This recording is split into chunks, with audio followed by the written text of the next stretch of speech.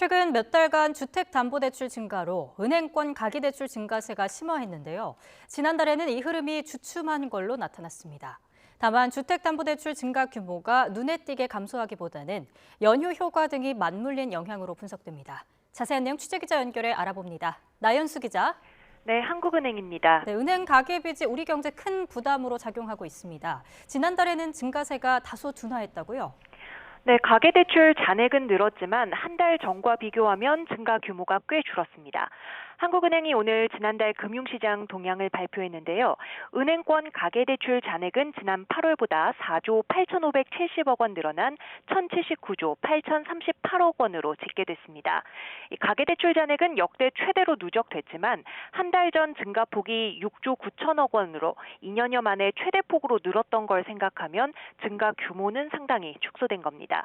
주택담보대출부터 보면 추석 연휴로 영업일이 줄고 대출 취급 조건이 까다로워지면서 증가 규모가 8월 7조 원에서 9월 6조 1천억 원으로 줄었습니다.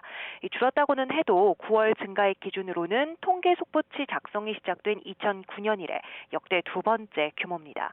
따라서 주택담보대출 증가 축소분보다는 일반 신용대출과 마이너스 통장 대출 등을 포함한 기타 대출의 감소폭이 늘어난 게 주요했는데요.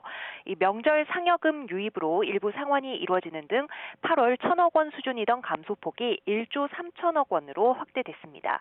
이번 달에도 이런 흐름이 이어지리라고 기대하긴 어렵습니다.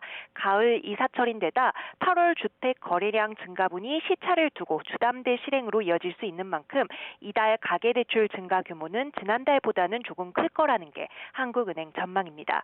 다만 정부의 특례 보금자리론 일반형 접수 중단, 가계대출 관리 강화 대책 등의 조치가 증가 규모를 제약할 수는 있을 거라고 덧붙였습니다. 네, 은행권 가계대출 짚어봤고요. 기업대출 상황은 어떻습니까?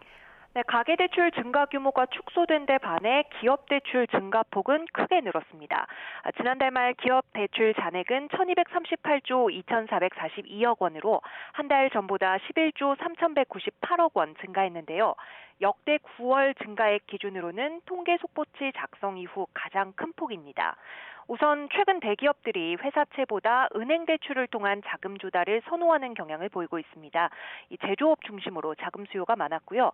중소기업 대출의 경우 은행권 대출 확대 노력과 함께 기업의 추석 자금 수요, 또 통상 월말에 상환되는 일부 결제성 자금 대출이 추석 연휴 탓에 이달 초로 밀리는 효과가 맞물려서 역시 증가폭이 커졌습니다.